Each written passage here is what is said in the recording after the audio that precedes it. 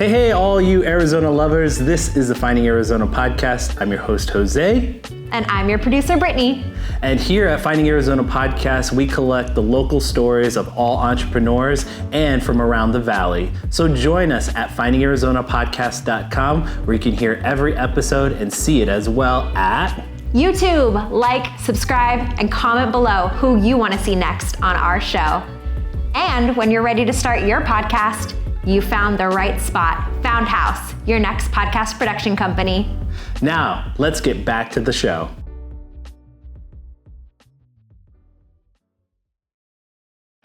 Score big with SeatGeek. Whether it's concerts, sports, or live events, SeatGeek has you covered. Use code FindingArizona to get a fantastic $20 discount on your SeatGeek tickets. Catch your favorite live events hassle-free with extra savings. Visit SeatGeek.com and make every experience unforgettable.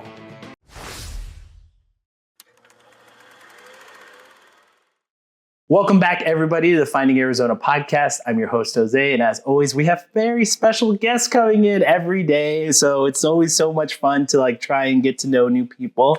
Dora, thank you again for joining us. I'm going to let you introduce yourself and your company because I want to hear it from you first, and I want to just give you the opportunity to really share the name and share what you guys are about. So go ahead. Okay. My name is Dora Pena-Pesqueta. I am the founder, president, and CEO of the Smile Zone. We are a mobile dental outreach program, and we provide preventative dental care to children throughout the state of Arizona. Oh, that's awesome. Yeah. So that is something that is very much up my alley. One, I'm a parent, and I'm very just a dedicated father of just a little 3-year-old right now, but I'm looking to also make sure that his teeth are one of the very first things that I want to educate him on how to manage his own life and manage, some of the things that he can manage on his own. Brushing his teeth was a difficult challenge as a parent to kind of slowly get him understanding that that's important and that's something that he needs to repeat multiple days out of the week. So very excited to have you. I'm going to ask you the question that we typically ask most of the people who come on our show, which is give us a little bit of your origin story. I can't imagine that this was the very first thing that you started out with. So what was kind of was it dental school? Then what came next and what oriented you to start doing this mobile business? Right. So dentistry has always been a part of my life. I've been in dentistry for probably about 25 years or so. Yeah. And it all started from the beginning. So I started as a sterile tech, a dental assistant, and I just kind of moved my way up to expanded functions. Okay. And so it started a long time ago. Yeah. I fell in love with dentistry probably when I was in high school though, because going to a dental visit, I just like the smell, the aesthetic of the dental office. I don't know why. Weird, right? It's an unusual thing for people to really love, but I can totally understand. It's that's one of those things where my wife is kind of like that, where she's likes the smell of the cleanliness. There you go. That's something that really is something that attracts to her. Right. So I understand that part. Yeah. It was the smell, the aesthetics. Yeah. I just like the dental office. Maybe I'm just going to the wrong dentistry practice. That's probably what it is. Well, that's how it started for me in my mind. Yeah. So then when I had an opportunity to work in the dental office, I started my career there. So it started back in 1999. Yeah. And I've always been in the dental field. I love it. I love what I do. I don't feel like it's work. And so it's always just fit with me and what I'm passionate about. And then as far as the dental outreach, I started that around 2019. Okay. So pre-COVID, right? Yeah. So as I started seeing there was a need for us to be able to take our services mobily, not for people to come into an office, but take our services mobily, go to schools, go to Head Starts, and meet people where they're at in their community. Yeah. It just made sense. People couldn't get to the dental office because of a lot of obstacles. It could have been work. So either you're providing for your children, putting food on the table, or you're taking care of your child. And sometimes taking them to the dental office, it's more than one visit. Okay. That's just the way that it works with children in pediatric dental care. Absolutely. And so I really wanted to take away obstacles. I wanted to make it easy for parents and guardians to be able to provide for their children. Yeah. I used to be a single parent at one time, and it was really hard for me to be able to take my children to the dental office because I had to work. Absolutely. So it's like providing for your children or caring for them. And it just made things hard. You know, it's a struggle for single parents. Yeah. And so I saw that when I was out in the field and doing all of my work out there, trying to get people to come into the dental office. And so that's kind of where it was born. It was a seed. Got it. Yeah. Yeah. Definitely, I can see a vibrant story created from all of these different pivotal points in your career. One of the things I would love to ask you is just from your own early adoption into the loving of dentistry. And was it you going to all these different appointments, and like, did you go to the dentist a lot as a kid, or was it just I didn't. Oh, okay. I didn't.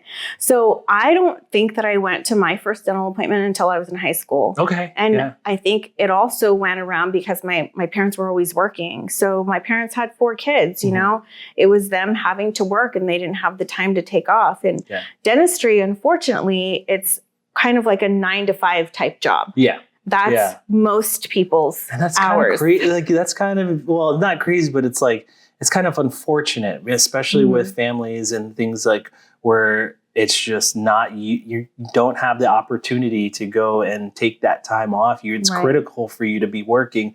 And that means a lack of opportunity to go and take your children in and take yourself in to get those routine cleanings and things like that. So, and unfortunately, dentistry has also always been secondary. Like, people think of like their children, you have an earache, you have a problem, like you're hurting, you're sick. Those things become priority to take off work. Those things become priority because you have to take your child in. But dental, people think, parents and guardians think, you know, they're baby teeth, you'll be fine. Yeah. And then, you know, you're going to get another set of teeth, you'll be fine. Yeah. But in reality, there's a lot of things that can go wrong when you don't take care of your baby teeth. Yeah, absolutely. So your baby teeth take precedence for the permanent teeth coming in.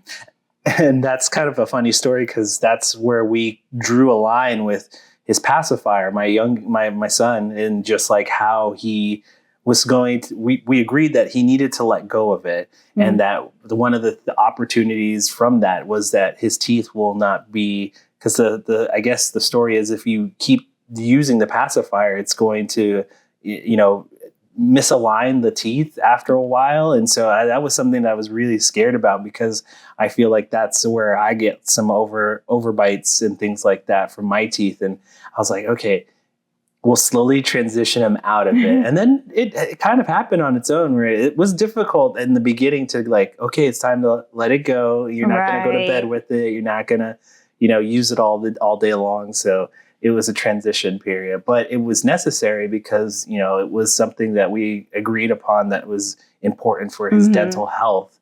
And that was also kind of the start where we started discussing, like, he needs to brush his teeth more, like 2 times a day, not 1 time a day. It's like those types of things that were important for his dental health in the beginning for us as parents. And that's a secondary piece too, is the education. So it's really important that children, right, we can tell them how to brush their teeth, but they also need the help from their parents. And so it's all about education. So we try to teach that as well. That's like another piece to that. There's like our preventative care that we offer. And then there's also that dental education for the child and parent. Yeah. And then there's also like the dental hygiene supplies. So we also give those to the parents and children as well. Awesome. Yeah. Well, that's really great.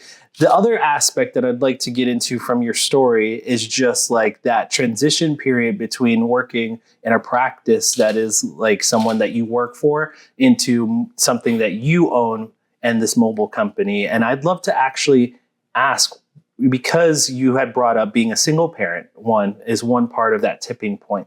But was there another story or something that maybe a client that gave to you that kind of pushed to say, look, I need to do this. I need to bring this to the community, to those who need it most. Was there something like that for you? There may have been something underneath, right? Yeah. So I used to work in the dental field for 25 years, like I said. Yeah. And during that time, there was one point in my life where I had worked for an outreach program where I was going to schools and I was seeing children at the schools. Yeah. I was a dental assistant at the time and we worked mobily. And I didn't really think too much into that at the time, right? I'm just working. It's my job. Yeah, you're just in the thick of it. Exactly. Yeah. I'm just in the thick of it. I'm working. And so I used to go to these schools, but I always thought it was so fun. I'm like, it's not in the office. It's a different environment, scenery every day. These kids, they don't have their parents. So some of them are scared. And I'm like, it's okay. It's okay. And I'd be there just to support them and help them. And like, you know, it was fun to me. And it was different than working in the office. So it was a memory for sure of a place that I used to work. So going back to like my story, I remember trying to promote an office, a brick and mortar office. And I remember going to nurses and going to Head Starts in schools. I was working for a pediatric office at the time. And I remember walking in one day and talking to one of the teachers during an oral hygiene instruction kind of class we were giving. So we're talking about teeth brushing, right? Yeah. We have all the fun stuff and we're bringing in our toothbrushes and we're talking about it. And one of the teachers had come up to me and she was saying that, you know, my child, like my daughter, she had an abscess, her cheek was swollen. I feel so bad. Like I'm trying to be the best mom that I can be, but I just can't get off work. Like our school hours are during the time when you guys are open. Like I wish you guys had late hours. And I'm, you know, unfortunately, dental offices don't do that. Like we work during the day. And I said, you know, I used to work for an outreach program that used to go to schools and I wish we had that here. It was just a blank statement that I had made. And she goes, can you guys do that? And I'm like, I mean, I can, let me talk to the doctor. Let me get back to you because that would be so cool if we could do that here. And it wasn't just her, it was other moms. So I had gone back to the doctor and the doctor was like, well, we can't do that right now. So it's not really something that he was looking at doing. And I was like, well, can I do it? What if I get this program started and I can do this for these kids? And he's like, well, if you want to do it, then go ahead. And that's how it began. That's how it began. Like, it just was something that I kind of fell into. It wasn't something that, it was a thought that I had from an opportunity or maybe just that thing that I had back in my time of doing dental assisting at schools. And that's the best part about doing these types of interviews. For me, I get to learn those stories because those aha moments or whatever it may be called, it's that opportunity to share those moments of like creation. And when you know, you sometimes don't think about it in retrospect, but it's like, it's so incredible because yes, you may stumble into it like I have. Like I never thought I would be doing this as kind of a routine basis of my life.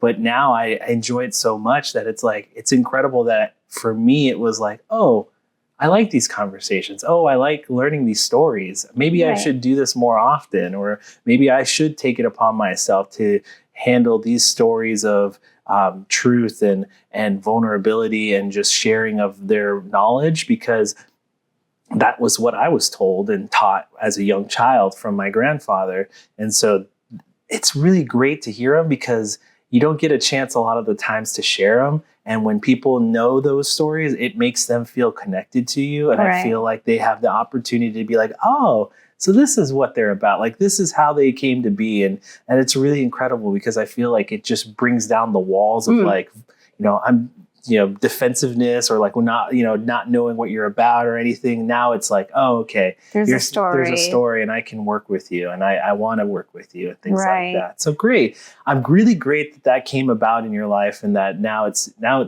in full circle, full motion and things like that. I would love to understand. So when you say mobile, is it like a truck? How do you guys go about these services and what can people expect when you come to town?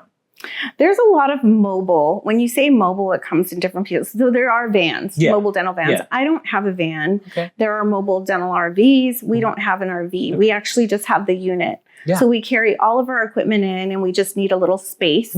And we go into sometimes rooms, gyms. We've worked on stages before. And we just set up our chair, our mobile unit, and we have all of our supplies that we set up for, and then we see the kids.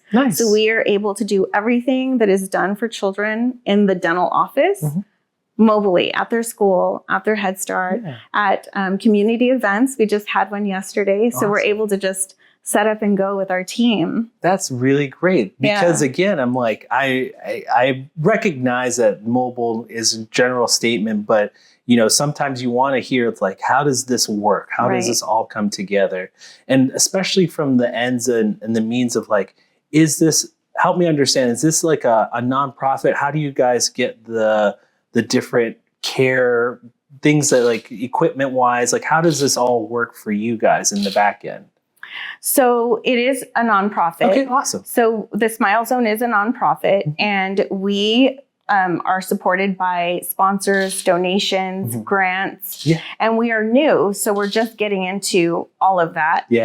So it's all new. We're looking for sponsorship. We're looking for those donations.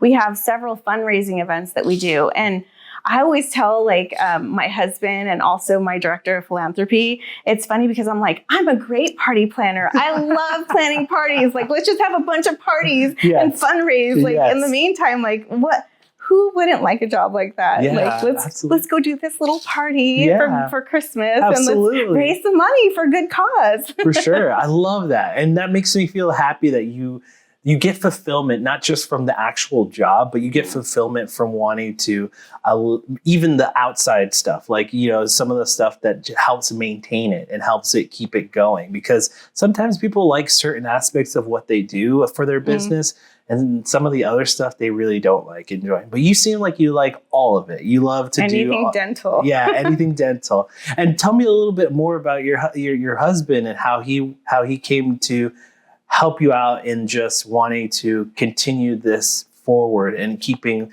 the dream alive. Okay. So my husband, he's just been a really good supporter. Like he has always been there and he's always had my back. And I think that for my dreams, when I'm talking about these things, he's like, well, then do it. It's almost crazy when you have that person where you're just talking about like these dreams and like these ideas. And I, for some reason, like my friends say this to me all the time. They'll be like, I wish we had this. I wish we had that. And I take it one step further. So it's like, well, what about this? Well, what about this? And then so I think that my husband just kind of goes along with my crazy ideas. And he's like, that's a good idea. Like, why not? Why not? Just do it. Has there ever been a challenge that you guys came across where it's like maybe you have been kind of on opposite or opposing ends of and somehow work together to, because I always find it interesting when significant others work together. Me and my wife work together, and our best means of how we go about success is communication. I always feel like she is definitely the yin to my yang. She's the businessy end. She's the high right mind, and I'm the left mind, so to speak, where it's like artsy, creative, whatever you want to call it. That's me, and she's more of the business oriented Excel spreadsheets and things like that. That's her. So I would love to understand, you know, from your perspective, like, was there ever an instance where you guys were on opposing sides and came together, and how did that work out? Or how does it work out for you guys? Right. So we're married. Yeah. There's always opposing. Yes. There's always that opposing. Like sometimes I'm like, oh my gosh, it's so funny because this is a funny story that I didn't even tell him. But on the way over, I was like talking to him about, well, ask me questions like I can get comfortable. Like ask me some questions. And he's like, no, you're not going to answer like that. No, you have to do this. You have to do that. And I'm like, why do I ask him things when I already know what I'm supposed to do? Like, I don't understand. By the time I get there, I'm going to kill him. It's like, I already know, like, because we actually, so that's funny because you brought that up. So she was wanting me to do this commercial and doing these different, you know, ad reads and stuff like that for our program. And she's like, asked me, she's like, do you know what you're going to say? I'm like, I say it all the time. It's like my normal intro. It's like, it's pretty much, you know, locked in. So yes, I do know what to say. But yeah, it's like, I get nervous because she like somehow when it's like me by myself, it's like she's on the other side of the camera and I'm like, she's like, do it, do the thing. And I'm like, no. But then we sit together and sometimes we do it together. And it's like, I build my confidence off of her for some reason. I get more comfortable when she's sitting next to me and like, I'm doing my thing and I know that so it's like, it's just something about it. It's just having somebody by your side. I think I do that a lot. So we have like the Smile Zone is like composed of like 3 people. So we have 3 board members, 3 people that are actually working it. Yes, we have our team, but I have like, there's me, there's my husband. And then we also have the director of philanthropy, which is Andreas Cano. He couldn't come here today, but he is like me. So we bounce ideas off off of each other all the time. Like he's like another me. Yes. So we can go and we can do these things. And when he's sitting next to me during most of like these interviews and like these things, he is my comfort. Okay. He is like my comfort. My husband, on the other hand, like he's my comfort too, but he normally hasn't been sitting side by side with me during all of these interviews and doing things. And so when I'm solo, that's when I'm like, I don't know what I'm doing. What are we doing? It's like, what is the smile It's like, zone? even though you've done it so much and you've said it so much, don't even you're know just what like, this you is. blank out. You're like, definitely. Definitely. It's totally understandable because again, you and I are like on the same realm of like, when we do it so much, it's so easy and you just get lost in the mess. In the work of it. And it's like, it's easy. It's like muscle memory. But when someone's asking you, walk me through it, that's when it's like, where did it come from? Where did it start? Exactly. Did I do this? Yes. and that's what's so great. You can be vulnerable like this with us and then share these kind of stories. So I just would love to kind of push this forward into some of the, some of the things that you find exciting about your work in the next couple of steps forward for the Smile Zone, and kind of almost looking at goals and things that are going to step you guys forward. One is that you've already kind of completed your task of becoming a nonprofit organization, which I think is always kind of the hardest task, is to get that certification first off. But next, it's like, is there something else that you guys are shooting for or goal-wise for you? I have so many ideas, kind of going back to what you just asked me before, but there's so many thoughts and so many things where this nonprofit organization can take us. I mean, it's all about helping people and serving others. And so I think as long as I keep that in the back of my mind, we can do anything. Yeah. Right now, I'm starting with like the preventative dental care, the education, and all of the supplies. Yeah. But at some point, I would love to be able to treat these children and maybe give scholarships for the treatment to actually get done. Yeah. Because in schools, I can't do it. If somebody has a cavity or they need a tooth that needs to be pulled, like I can't do that, but I do want to take care of them. I don't want us and our services to end like at what we just do at the school or on location. You want to take the next step forward. I would love to. And I think it would be a great opportunity, for you to be able to award these kind of, care and whatever for the next step for the families. I mean, you can make a big difference in those families' lives as well, and see the smiles on the child's face that like someone cares enough to want to help me live a better life and not feel pain almost if those cavities or whatever, the root canals, whatever it may be, comes about. It's like, someone cares enough to want to help me move forward on from this. And so it's really great that you guys are taking on, and I hope that it does work out. The other aspect of it is just like, are there anything that really gets, because I don't know about like secondary education for you to help you guys keep your practice of like methods and stuff like that for the dental work itself. But it's like, there's anything exciting technician wise, like technical work. I mean, I imagine that dental work has new pieces of tech that comes out every so often that revolutionizes dental care. Is there something that excites you, or that's something that you may have heard along the way?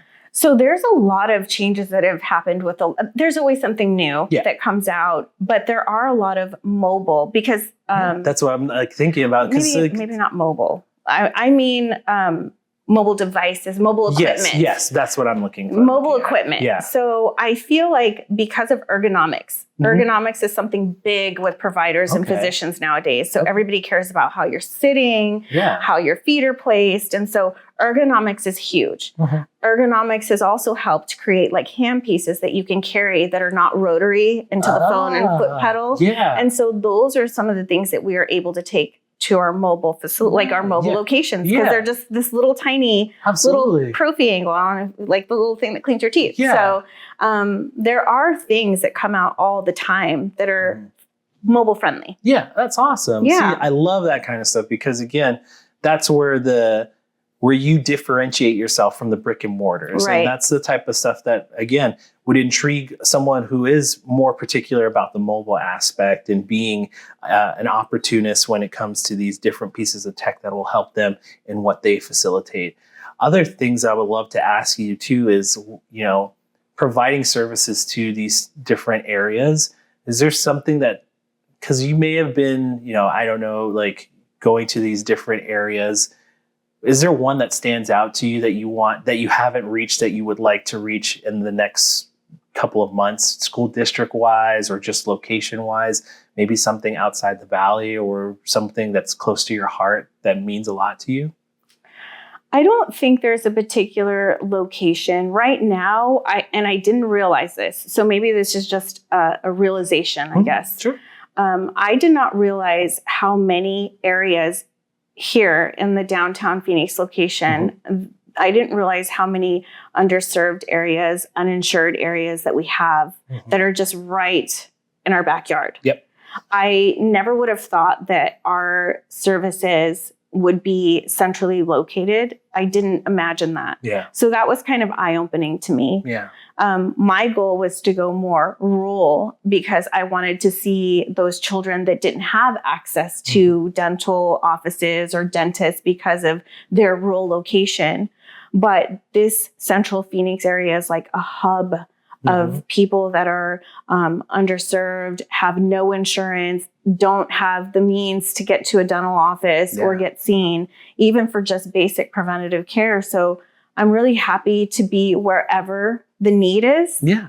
And wherever the need takes me. Absolutely. I don't have like a goal to go to one place or another, but I do want to expand. That's awesome. So it's really great because, again, I just find it so endearing that you have this breath of like, I just want to help and I just want to provide something that is helping these children and helping those in need. So I really do appreciate your time with us. I really do appreciate your story and just how much you've told us today means a lot to me. And I wish you nothing but the best of luck for everything, for the Smile Zone, your own family. Again, I really do. We talked off air about how many kids you got and now what you guys are up to. So again, I really do appreciate you coming in. And this is our opportunity for you to go ahead and look at the camera now and tell everyone where they can find you online.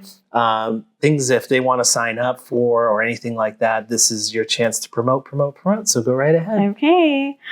You can follow us on all of our social media pages. Our website is www.thesmilezone.org. That has all the information for future events, where to find us on all of our social media pages. We also just opened up a TikTok. Super excited about that. You can kind of connect with us there. That's more of like a history kind of on-site, seeing us at our events, not more informational, but just more of like that human experience, that human connection that everybody wants. We just opened up our first YouTube channel. We don't have a lot going on there, totally but fine. we kind you're of going to build it. Yes, we're going to build it. So our goal is just kind of let everybody know that we're here and what we're all about. So that's where you can learn all about us. Yes. We have a couple of events coming up. I want to make sure that I say this because Andreas would not like it if I didn't. But we do have an event coming up. It's called Smile for a Cause, for a Purpose. It's our next fundraising event, charity golf event tournament in Casa Grande. Nice. And if you want to sponsor, donate, I like to just say connection is everything. As long as you're connecting with us, liking our pages, liking our posts, that's just getting the algorithm out there. And so even if you're just doing those things is helpful. If you can't support us monetarily, I would say do that. If you can, join us on all of our fun events like golf, the gala, anything that we're doing, anything is helpful. But just basic thing is I would just say connecting. Volunteering. Awesome. Thank you so much for coming aboard. We do have an outro for us. You can hear every episode of our podcast at findingarizonapodcast.com. All of our social media handles are under Finding Arizona Podcasts. And last but not least, we always end every conversation with a kisses, hugs, and belly rubs to our four-legged friends. And we will see you next time. So guys, we are here sitting with the creators and owners behind the Smile Zone, Dora, Raymond. Thank you so much for being a part of this conversation. I'm going to ask you just a few questions, but what we're going to get into is just an early beginning of how you guys got started and just kind of why it's important to you today. So I'm going to start with Raymond first, and then we're going to work to Dora. give us how important this job is for you and why you guys took it upon yourselves to bring it into your lives. I don't know. Let me just start off real quick. This is my first podcast with somebody else. Like I do this with the family, but not really. This is kind of different. So no worries. I think when she came up with the idea, she worked in the dental office forever since I've known her. So when she would come home, she would give me these stories of like, oh, like this person didn't have this. They didn't. There was like opportunities missed, I guess, and she was coming home upset, like she can't help. So I'll be like, well, what can we do? Is there something that we can do? And she would bring up ideas and stuff, and I'll be like, well, let's look more into that. Like ask. And this was like, I think it was a year or two, just talking about it. And then after a while, I think I don't think I'm gonna do it. Let's do it. And I'm like, okay, well, let's go for it. I don't know how we're gonna do this, but let's just figure it out. I don't do dental. I'm a blue collar 9-to-5 person. So that going into that was difficult for me because I don't understand the dental world. I don't work there, but I'm 100% supportive. I'm there to give her that hand, to help her come to these things and just support. It's just, I think the support and just having by the side, like she said earlier about undress and somebody being there to support her, it just makes you feel, you mentioned it earlier, it does help.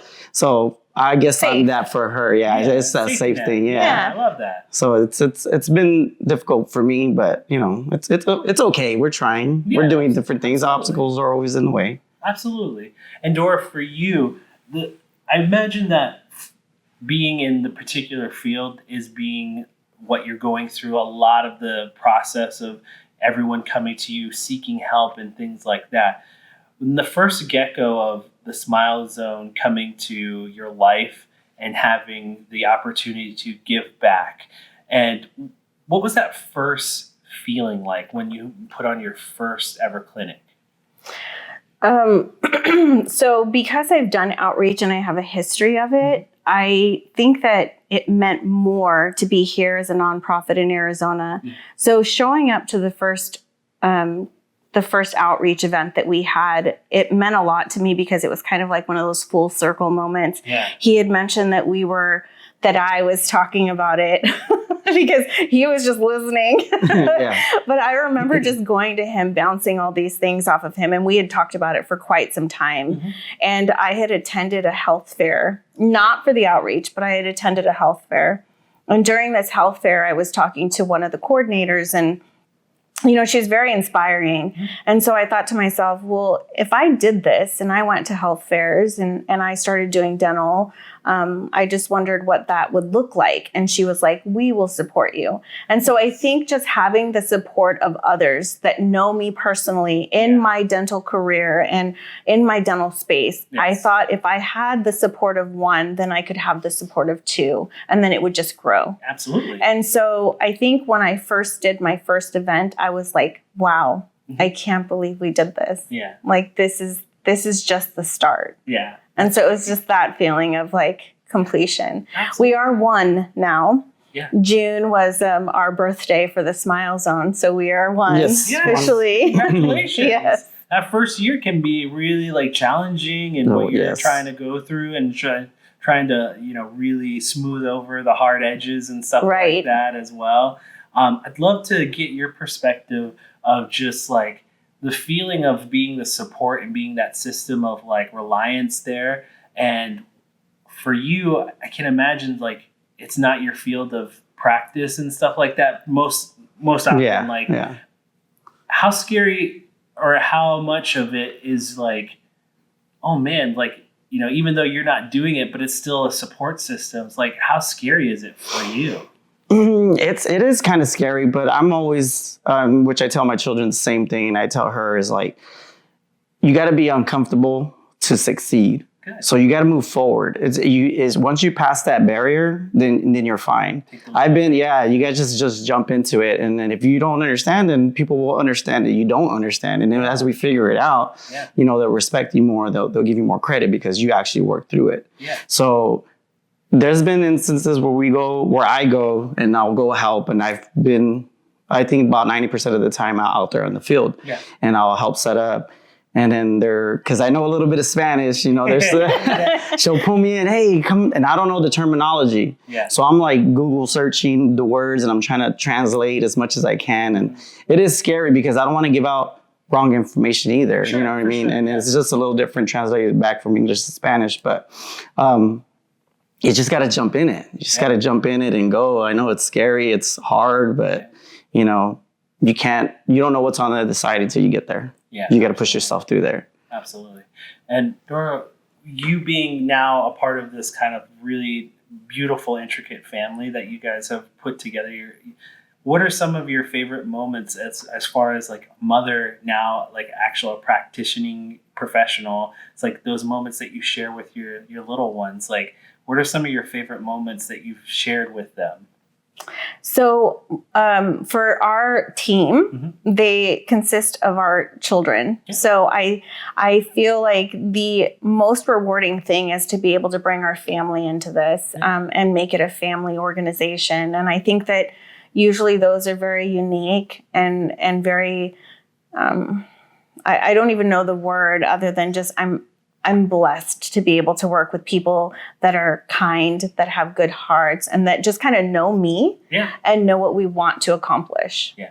Do your kids have friends that know you as like the dental mom or anything like that? I would say so, yeah. We're like the dental family, so it's just, we have older kids. They range from 29 to 11.